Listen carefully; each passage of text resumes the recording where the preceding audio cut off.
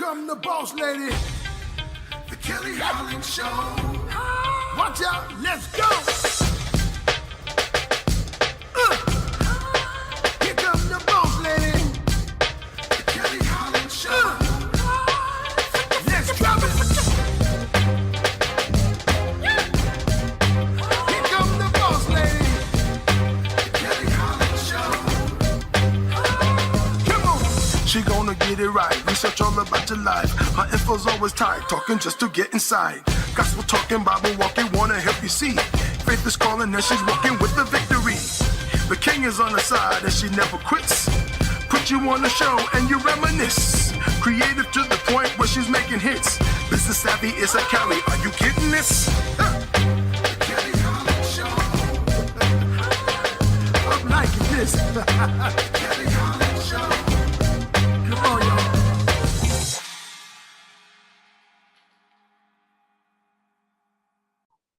Thank you so much for joining us today and welcome to the Kelly Holland Show. I'm so excited to have this newly opportunity given unto me, and I'm so even more excited to share all of the lovely guests that come onto this platform. Today we have Mr. Jason Davis with us. Hello, sir. How are you doing, Kelly? I am well, and yourself?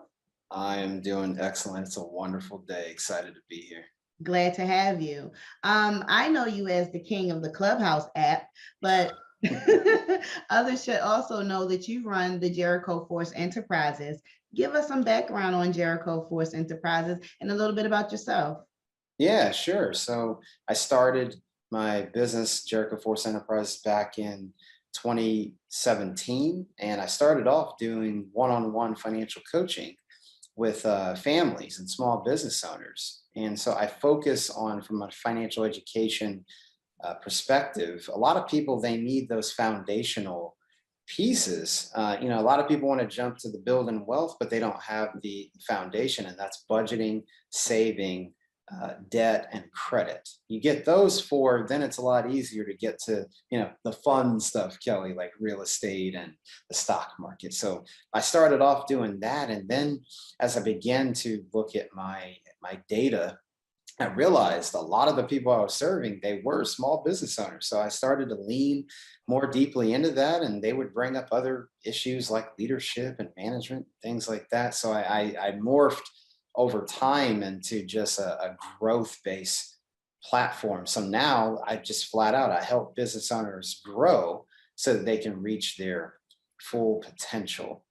So that's a little bit about what I do on the Jericho Force side. I speak, I coach, I train, I do a leadership experience, and I assess behavior using the DISC personality assessment. And then just a little bit about me, married to my lovely wife of 5 years as of this past March. So excited to be, I always tell her we're in 5 dot now, 5 and counting. I know the folks that if you're watching this, you're going to say, those kids are just young. Well, hey, we're celebrating every step of the way. We met in college at Georgia Tech.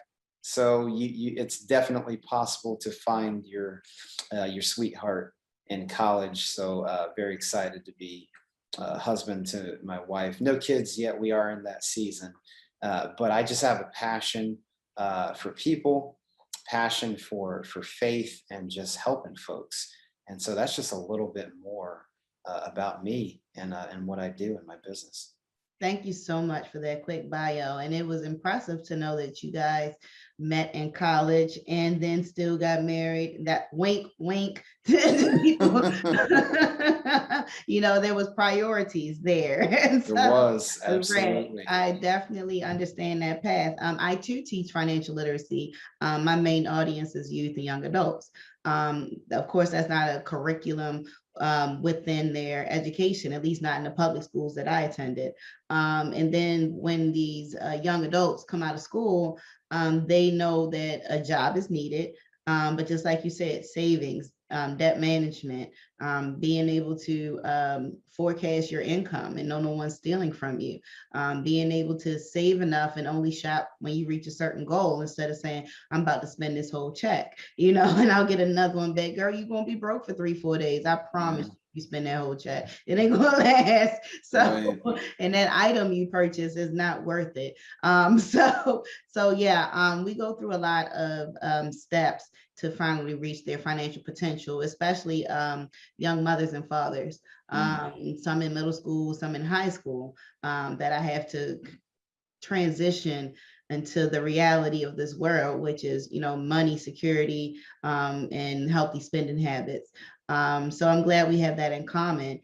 What do you think today's youth is lacking that is pertinent for the new world? Oof, that is a loaded question, I Kelly. know you can go any way with it though. See how There's lucky so you many. are. I would say, and this is, the generations above them. We're partially to blame for this. I think because we live in an information age. There's Instagram, there's Twitter, Facebook, and TikTok. There's all this info, and I feel like the kids kind of get lost in the middle of all that, and so I feel like it's purpose, right? I feel Mhm. like the kids need a sense of, of fortitude, a foundation. And because society, like I said, and we don't help, you got to do this, you got to do that, you got to make a way, you got to be about your business, but they've got to understand who they are. And Correct. that comes from purpose, it comes from encouragement, it comes from telling them, hey, it doesn't matter the background you come from, the family you come from, you can do this thing. So I Mhm. think that's a big thing plaguing our kids today. And I have the luxury of speaking to kids in different capacities and whatnot. And that's what I really see is just we get so busy in this fast paced world. And I think our kids are, though they're more advanced in dealing with things younger, but we don't just allow kids to be kids anymore, right? With this amount of connectivity and you got to do something, you got to make something of yourself. And along the way, Kelly, what ends up happening is that child is still developing. And we can inadvertently think that, oh, the kids, they're going to be fine. She's going to be fine. He's going to be fine. But they got to know who they are. And so we've got to be intentional about encouraging them and telling them that, hey, you can do this. You've got a community of people around you that can do this, whether that's supporting you in your learning journey, your career. I can't tell you the number of stories, Kelly, where kids, they remember this stuff. They get to the young, college, young adult age, and they remember something negative that a teacher or a coach or a parent, even unfortunately, they remember that stuff and they take it to heart. And we can derail these kids for months and years to come. So, Kelly, I'd say that's a big thing for today's youth is we've got to help them have a sense of purpose and Correct. passion. Yeah. I can't agree with you more. Even in my personal life, I had to come to the realization that my daughter does not want to go to college. There's Mhm. nothing about her that wants to go into higher education. She'd rather go to trade school. She'd rather Mhm. join the FBI or some type of criminal catching association. Mhm. um, and I had to live with that. I come from education. I have a master's degree. They watched me go through it. My education didn't come until I was a full-grown adult with children. So they watched me go through it one degree at a time, AA, BS, MS.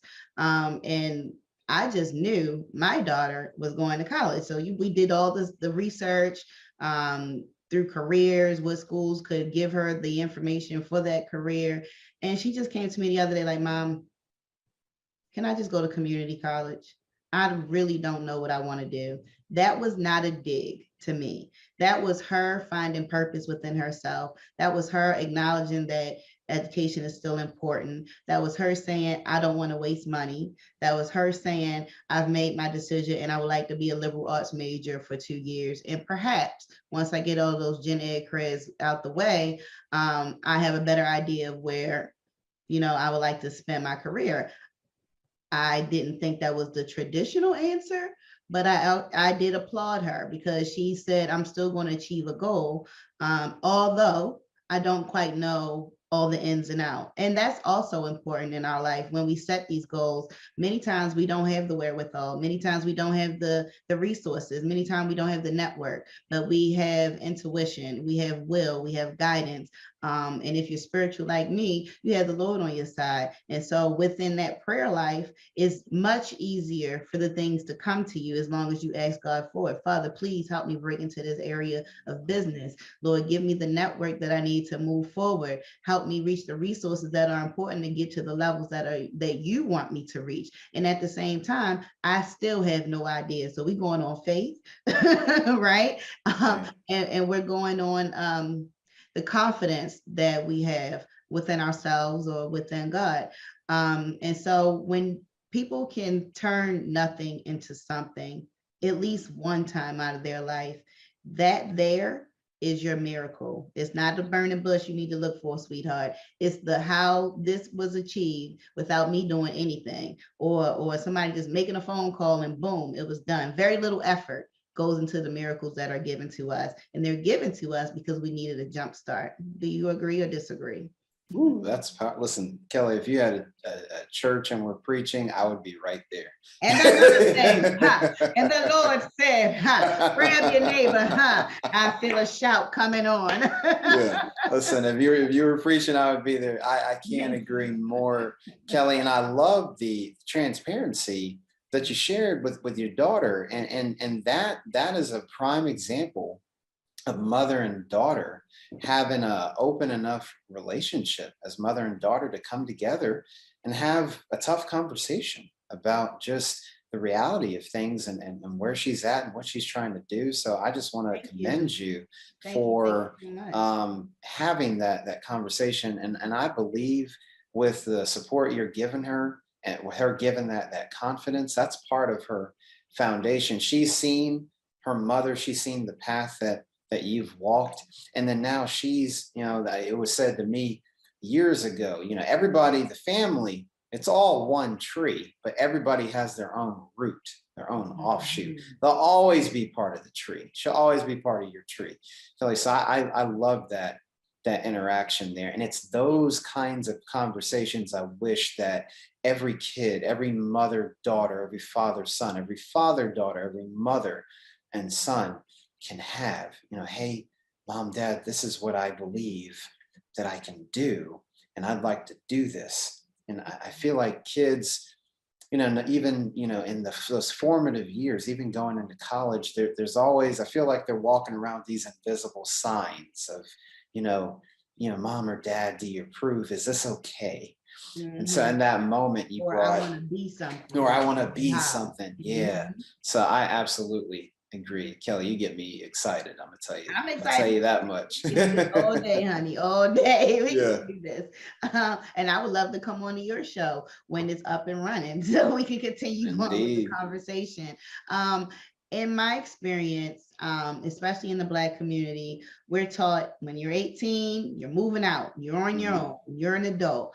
I used to subscribe to that methodology, and now I don't.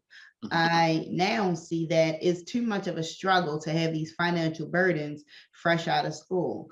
And I believe in my household and for whomever I'm coaching at the time, that it's not important to get them out the house soon as they turn 18. It's important to make sure they are world ready, that they have the life skills.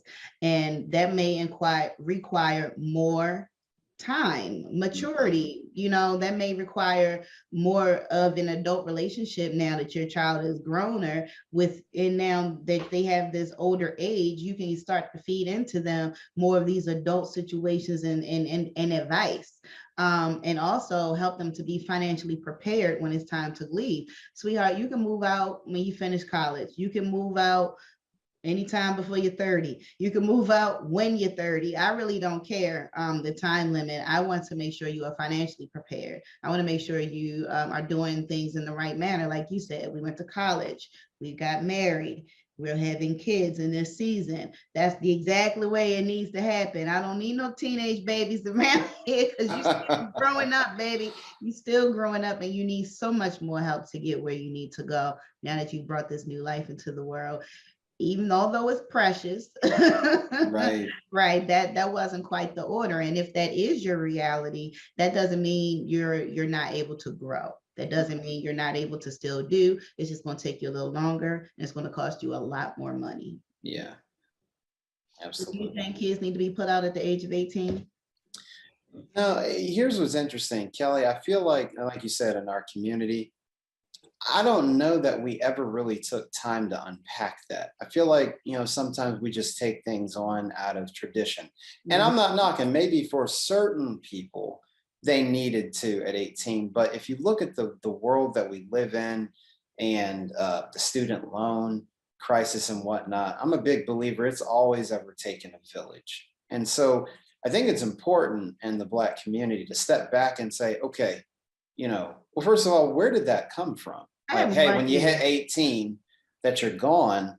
It's like, well, let's look at the origin. A, where did that come from? B, what does it mean for my household? Mm-hmm. Or depending on your household, it might be and key word on might. It might be advantageous for that son or daughter to leave the house at 18. I don't think we can make blanket statements like that, because every family is different, right? And so I think we have to unpack what it means. What does it even mean to leave the house, period? Whether that's 18, 25, whatever. And that means families coming together and talking about it. The Bible talks about training a child up in the way he should go. And when they grow old, they Mhm. won't turn from it. So it's that spiritual foundation, it's a life skill foundation, it's a financial foundation, it's a values, principles foundation that they're getting in the house. And so, depending on the circumstance, like, well, this child might want to go to community college, or they want to go to trade school, or they want to go get their bachelor's, or they have a plan like shortly after their bachelor's, they want to go get their master's.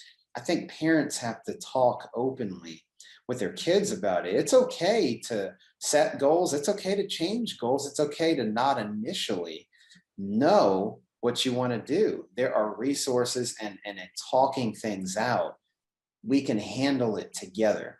So I'm more of the opinion, what's best for the family, not just what the community or what society is saying. And I don't think we can just make that any blanket statement. Oh, well, Black people are supposed to do this. That's that societal cultural pressure. And Kelly, this, we put a lot of pressure on Mhm. ourselves and our community.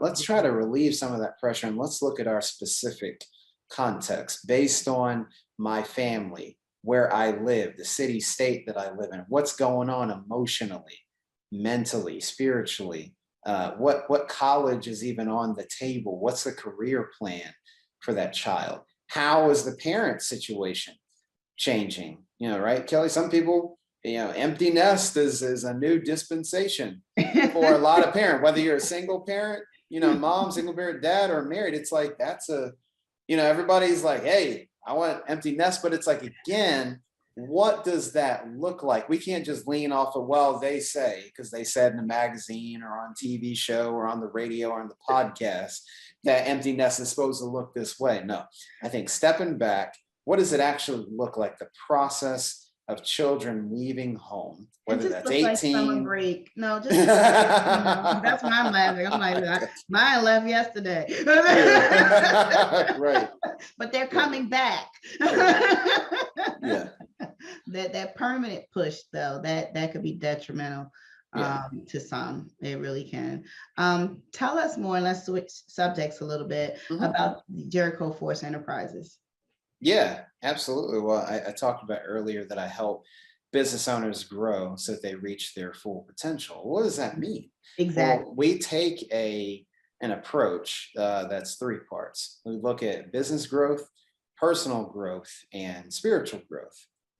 So if you're followers of Christ, like Kelly and I, a big part of your growing in your business and being successful, and even your personal growth, maturing and changing, is your faith. And so you've got to have a faith foundation. So in my business, we talk about how all three of those are layered together. Yes, the business finances. Yes, the marketing plan and what systems. I'm big on that. On the money side, I teach on personal finance, but I also talk about the business finances and the systems that are in play. Do you have a way to take payment? Do you have a way to market what you do? And do you have a way to house the product or service? Do you have a website? Do you have a warehouse? Whatever that is, those are usually the three things you need to get going. And then there's the personal growth aspect, Kelly. So I do, one of the things I do in mastermind groups was just a peer-to-peer mentoring concept with a small group of people, 6 to 12 folks, as we unpack concepts like personal growth. And so I run masterminds on the 15 invaluable laws of growth, because we must be growing as people. One mistake we make, Kelly, is we just automatically assume that growth is going to happen. No, John Maxwell talks about the law of intentionality, and that means growth doesn't just happen.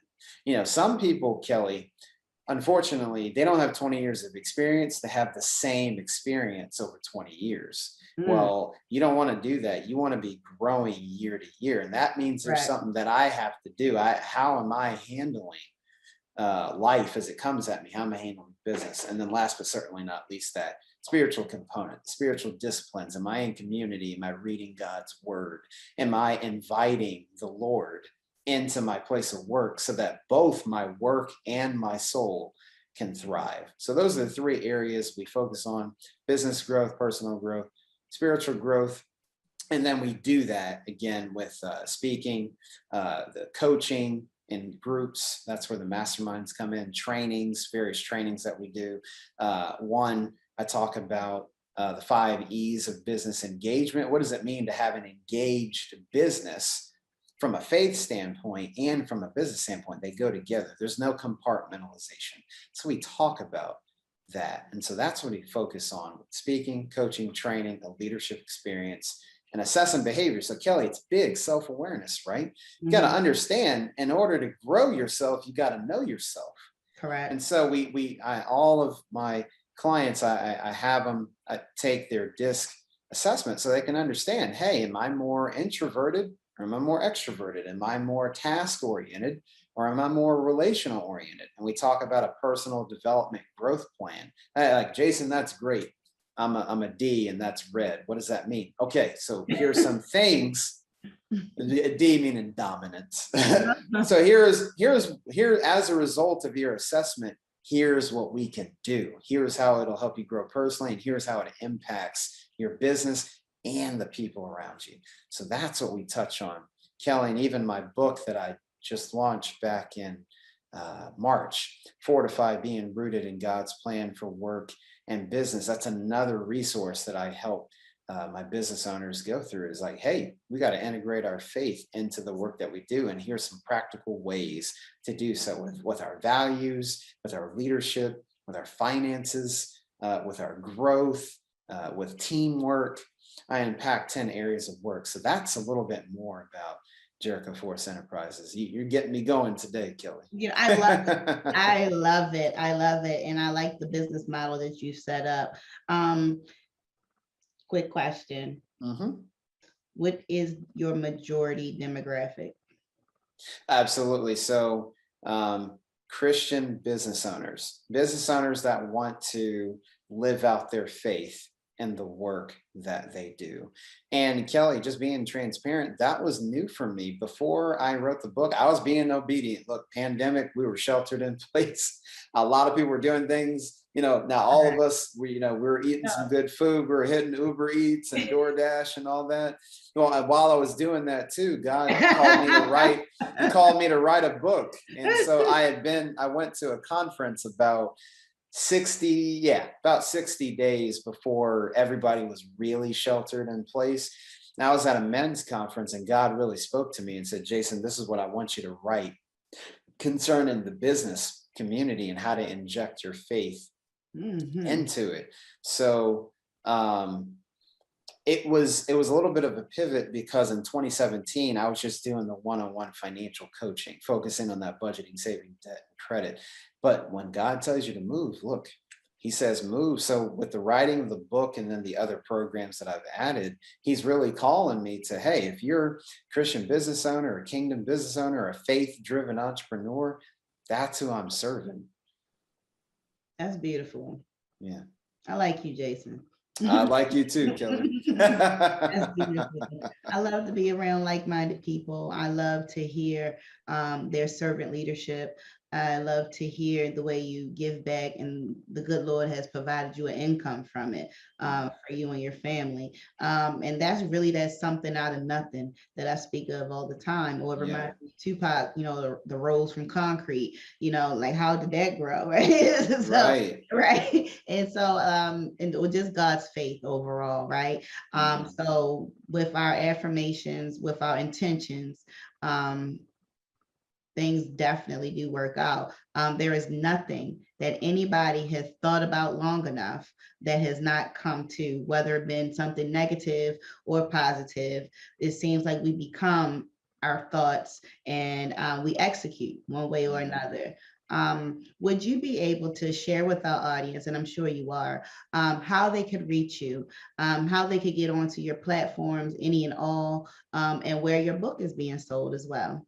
Absolutely. So my my website, www.jerichoforce.com, like the walls of Jericho. So jerichoforce.com is my business website. You can email me at info@jerichoforce.com. I'm on Instagram at jason.n as in Nancy. So at jason.n.davis. I'm on Instagram. I'm always sharing, content, what God gives me, how to inject your faith into your business. So those are the primary ways you can reach out to me. And then Fortify, my book, Fortify, Being Rooted in God's Plan for Work and Business. You can grab that on Amazon. It's available in paperback and ebook form. And Kelly, because I like you so much, here's just a sneak peek into what I'm planning in the future. I'm working on the audiobook. So in the near future, even the audiobook version of Fortify will be available. So folks, stay tuned. But until then, paperback and ebook, Fortify, Being Rooted in God's Plan for Work and Business. You can grab that on Amazon right now. Excellent. Excellent. Are you going to narrate it yourself, or are you going to? Oh yeah, Kelly, listen, I felt like you. I said, if I'm going to do this thing, I got to do it right. And so yours truly, I mean, I've already been in the studio. I've got about maybe 2 more sessions. So yours truly is going to read it. So if you like this kind of interaction, you're going to hear me for a few hours. So folks, stay tuned. If you like what you're hearing, you can hear me all that you want, and speed me up, slow me down on multiple audiobook platforms here in the near future. That is wonderful, Jason. And thank you again for joining us today on the Kelly Holland Show. It has been such a pleasure to have you. It's been a pleasure, Kelly, and I look forward. If you'll have me back, I would love to be back. Oh, you're definitely on the schedule. I was going to share that later. And thank you, audience, for tuning in today. You've just met my guest, Jason Davis. He is the owner of Jericho Force Enterprises. You can also find him on Clubhouse. This has been the Kelly Holland Show, and never forget to tap back into your unspeakable joy. Have a great day, everybody. Free, free.